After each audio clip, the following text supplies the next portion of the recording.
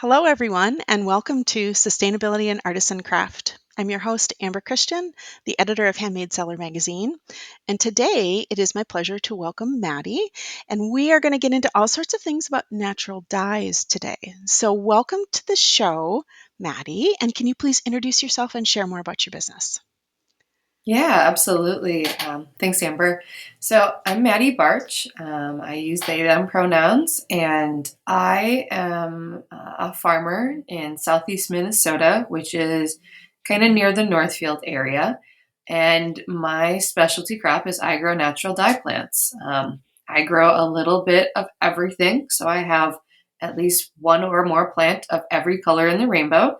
And I teach classes about natural dyeing all around the Midwest.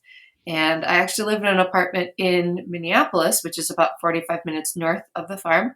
And so I commute down most days to the farm. hmm So, you have become a farmer. You live in Minneapolis, but you've become a farmer. Let's talk about the evolution and the journey to where it started versus where it is now, because I think that's always really interesting when you're kind of starting to walk down the sustainability path. So, how did this all start? Yeah, absolutely. So um, I would say if we go backwards, kind of like to 2010, when I transferred to the University of Minnesota for the apparel design program. That's kind of where I've always had a love of art and had a sewing machine since I was in high school and made my own clothes and all those sorts of fun things that you do if you're a crafty person.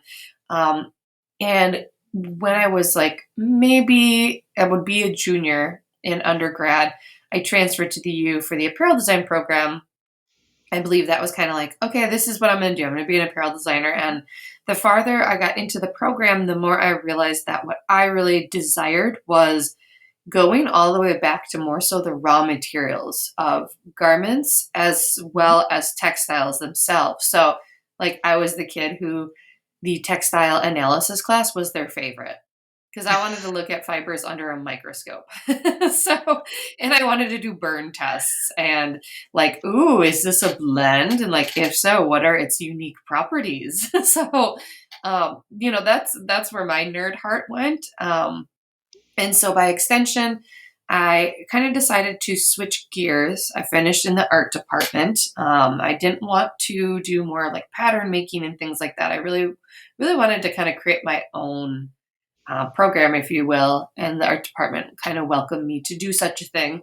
And so after school, so now this is like 2014, 2015, I started exploring how to actually do the textile components like the weaving, the spinning, the dyeing, those things that the programs don't teach anymore. Specifically, the University of Minnesota don't teach those specific crafts anymore. Mhm. Um, but there's a really robust guild system in the state of Minnesota. And so I Mhm. said, I will show up and I will listen to all the things. I will check out all the books in the library and DVDs and teach myself. And one of the things that kind of started with that was growing natural dyes and specifically using plants as the pigment source for dyeing textiles. And kind of, I've always enjoyed being outdoors. I've always enjoyed kind of having relationships with plants, whether indoors or outdoors. Mhm. And I've also been a huge fan of and always really interested in color. And the thing that I think really captures me about natural dyes is that the colors are really complex. So if you think about like a RIT dye, like a fire engine red, it is just a flat fire engine red, right? It is Okay. only that color. Whereas if we look at like madder root, which is a plant I grow, and it gives you a red from the roots, it has so many other colors underneath it. There's all these color profiles that exist beneath that prominent red. Think about leaves changing color.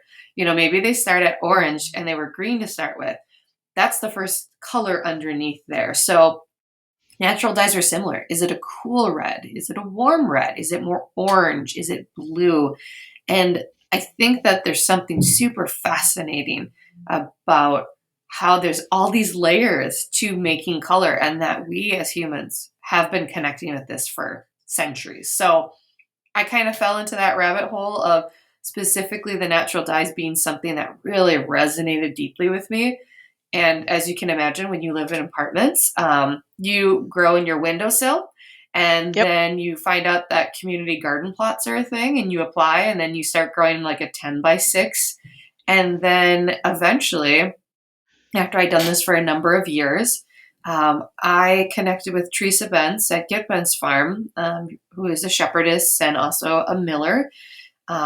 She and I connected, and she had space on her farm and asked if I wanted to grow at a larger scale, and was like, let's go for it. I'm going to apply for this grant to kind of help onboard me to that, and we'll just see how it goes. And so here we are, 3 growing seasons later. And this is what I do full time. So, Yeah, I mean, there's a lot to explore here. I think the first thing I found really interesting about what you were saying is, when you're working with natural plants, you've got this complex layering system yeah. where you're ceding a little bit of control because the Hmm. plant is doing it. Where when you create a color, you can absolutely control it.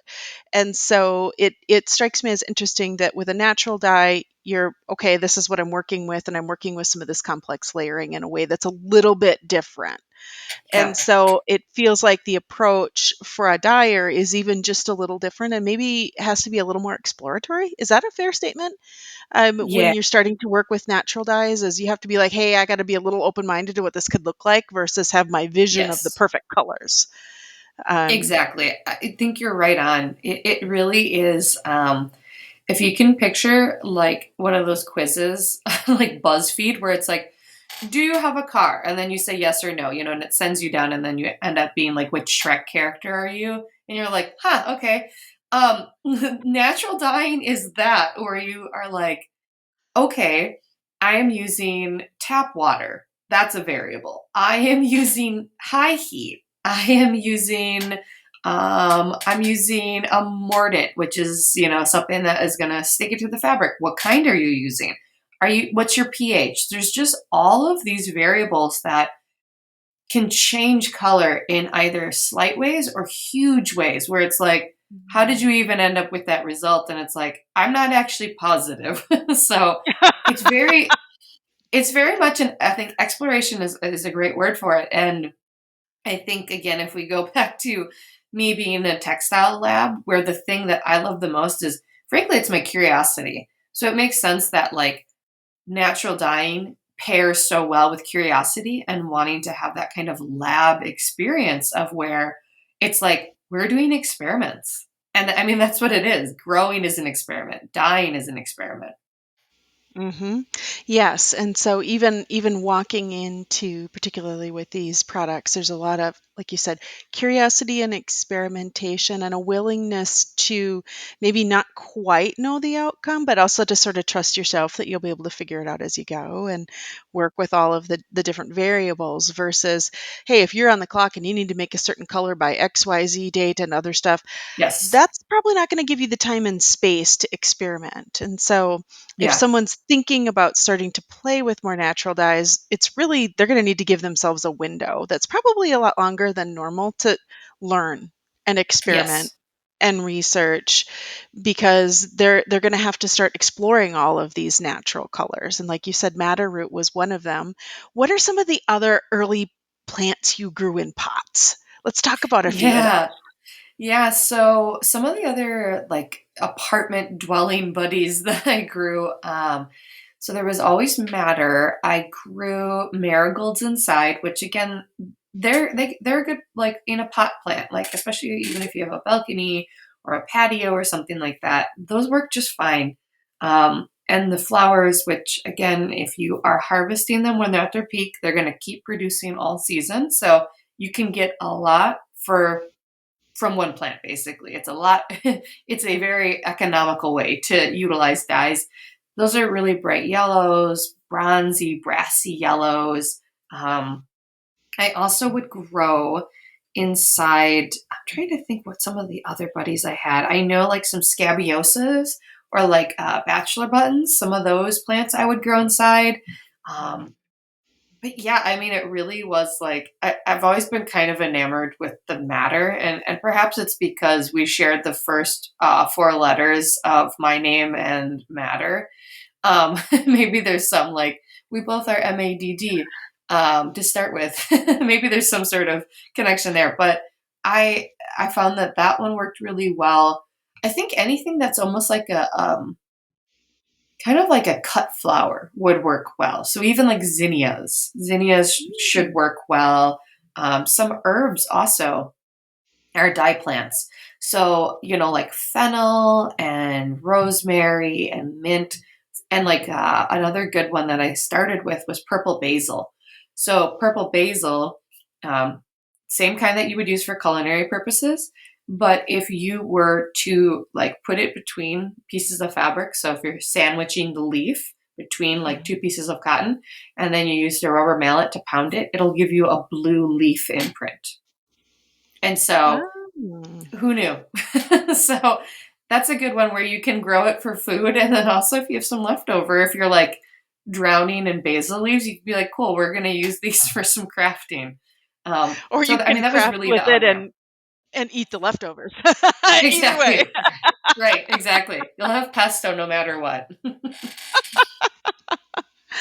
Um, so initially, you went from the plants, and then you went to a community garden, and Yeah. I've done that myself. I was really into in my gardening years, before I moved Yeah. downtown. In the gardening years, I was really into companion planting. So I find this Mm. very interesting, and it was remarkable what you could do companion planting, even just certain types of flowers and different plants together for beneficial insect attraction and all of these other things.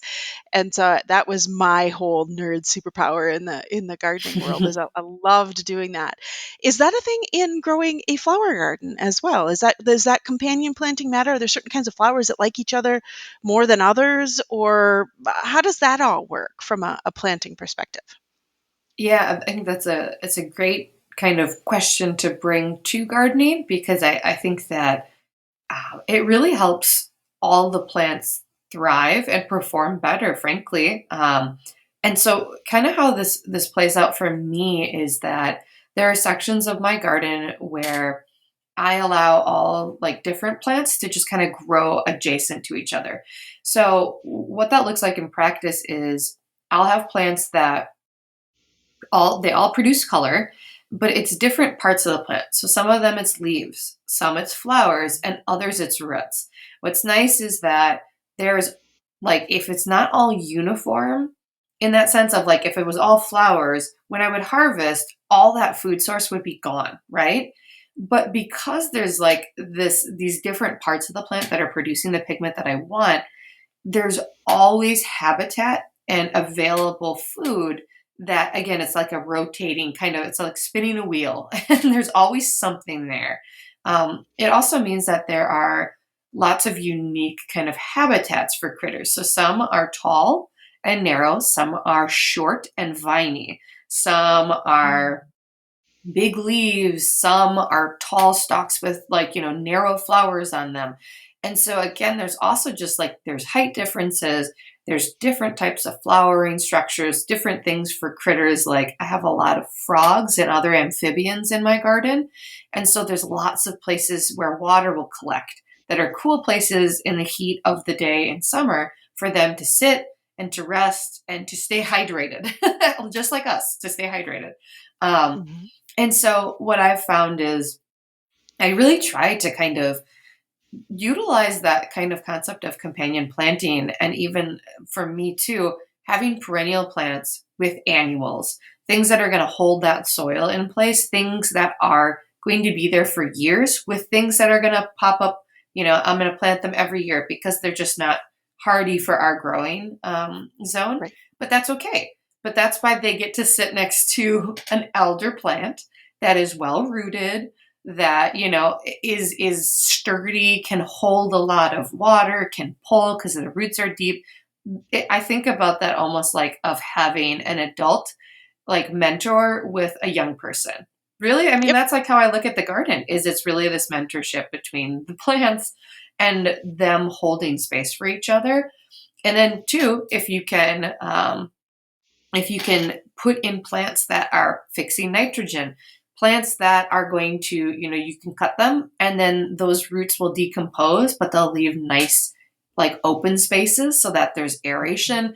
I put cover crops in my garden as well. And again, that's the whole point is I'll cut those down and let those decompose. And that's going to put nitrogen. I do some legumes.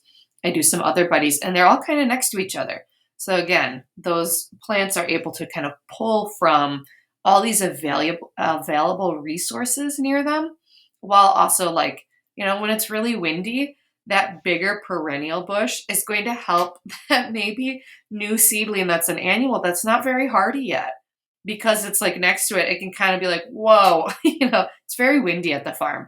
So having some of these more sturdy plants to kind of protect the younger ones, it means it feels very human to me, Mhm. of like that's how we operate, right? Absolutely, absolutely, and that idea of mentorship, it's so funny that you said Mhm. that because I was like, "Wow, that almost sounds like a mentor relationship," and then you came out with, "Oh, yeah, yeah, yeah, it's like a mentor relationship." I'm like, "Oh, that's not Yeah. spooky or anything." But that's true around plants, and that's something I observed Yeah. around gardening, and just like it's that Mm. way with businesses, right? So you had Yeah. Teresa, who was more established, who reached out Hmm. and said, "Hey, I've got room on the farm. Let's do Yes. this if you would like to grow Right. some more." And I Hmm. think that it's that exact same idea of, one generation helps another generation get Yes. going, start to figure it out because, businesses are hard. Yeah. Getting a dye business off the ground could not have been easy. I mean, how No. did you start to make that transition to I'm going to grow these and I know you said you did some grant work, but even that transition around I'm going to establish this as a business. Let's talk about Hmm. that part of the journey now.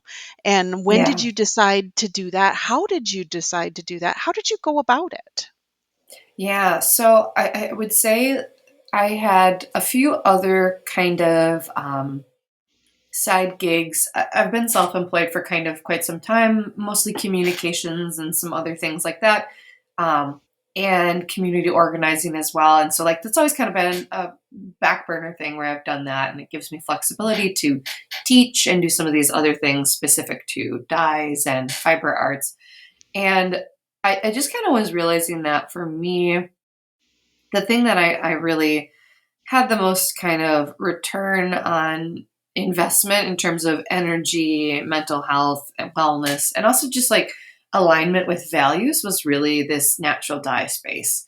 Besides the teaching, it really was the growing, the cultivation. And so when Teresa and I kind of connected, and that would have been like 2021, um, she and I, there was this grant that essentially was kind of like it's called NCR SARE SARE. It's a farmer rancher grant, and Mhm. teams of farmers or ranchers can work together, and essentially it supports farmers to do research on their land and then share that with other farmers.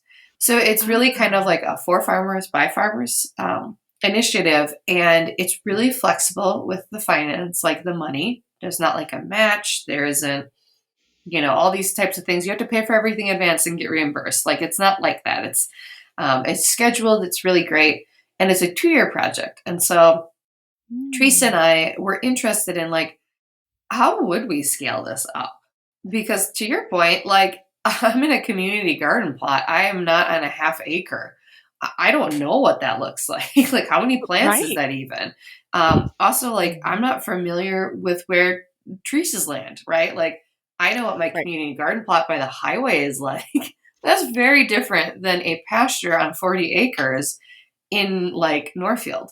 I Right. don't know what that is like. So um, when we applied for the grant, it really was to kind of present this opportunity of saying, we see this as a huge value. We see this as a necessary thing. We see this natural dye industry as something that is important. This local fiber, local textile, local natural dyes. We see this as the future of where our textiles and craft is going. And we want to research how do you reconnect it to agriculture? Because that's really what these local fiber systems, they're rooted in agriculture. They're an Mhm. agricultural product. And I think that the ag industry doesn't think about that because they're like, it's corn and soybeans. And I'm like, and it's wool and it's dyes. Um, Mhm. and so really kind of taking craft and putting it into the agricultural context and saying, these are like intertwined. They're not separated. And Mhm. so that's really how we presented our case essentially was to say, this is an agricultural pursuit. We have kind of the street cred, if you will, the row cop cred, if you will, that we know about the craft community. We're integrated. We know these things. We know about the apparel design industry. And now we want to connect it to farmers and see if we can provide an opportunity, kind of create a mapping basically of this is what we tried. This is what worked well. This is what didn't. This is then the consumer side of things. This is how people wanted to engage with the product. This is how people were interested in the product. And essentially, kind of create a map of here's plants that work well for this area. Here's the kind of dyes. Here's how people want to buy them. Here is how people want to engage with this type of agriculture, whether that's through agritourism, like coming out to the farm, or it's direct to consumer. So we're selling at farmers markets, teaching classes that also then the supplies come from us, or kind of to where I'm now, I sell wholesale. So I have direct to consumer sales at markets and events. Um, I have a CSA. So like I have 10 CSA members. So just like community supported agriculture, where you get a share of what's in season for the growing season. So I have 10 members all around the state. And then I also sell wholesale out to Botanical Colors in Seattle and then out to Green Matters Natural Dye Company in Pennsylvania.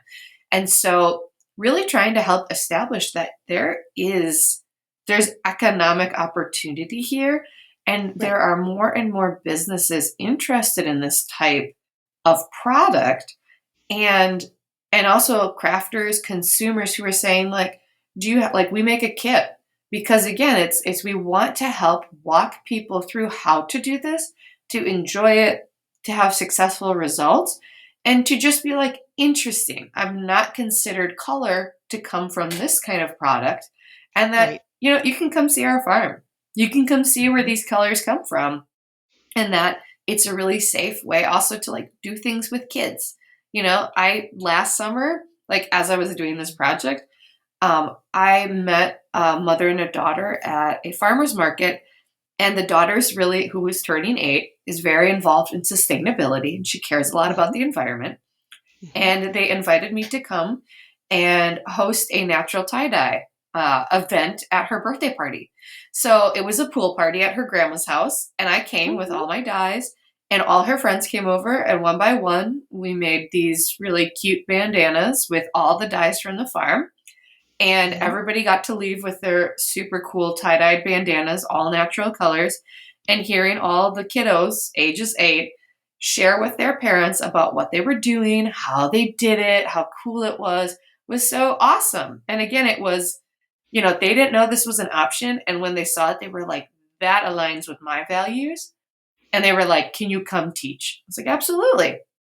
So Mhm. 100% this kind of transition to this space, especially from a business side, was kind of putting it out into the universe of like, we're going to apply for this grant. We want to do this research. We want to start this foundation. And then when we got the grant, having that 2-year window to really be like, all right, this is our on ramp. And now this year, 2024, has been year 3, so a year after the grant. Now it's like, awesome, let's keep rolling and keep sharing the information so that others who want to participate can come join what we're doing because there's plenty of room. Mhm. Yeah, there's all kinds of room, and as you said, the other consideration too is there's a multifaceted aspect to a business like this Yes. because especially once people start exploring natural dyes, you have to be willing to teach. I was like, Yeah. they're just, if you're gonna explore this world, you have to be willing to talk with people all the time about it and explain it until you're blue in the face because it is new information for most people.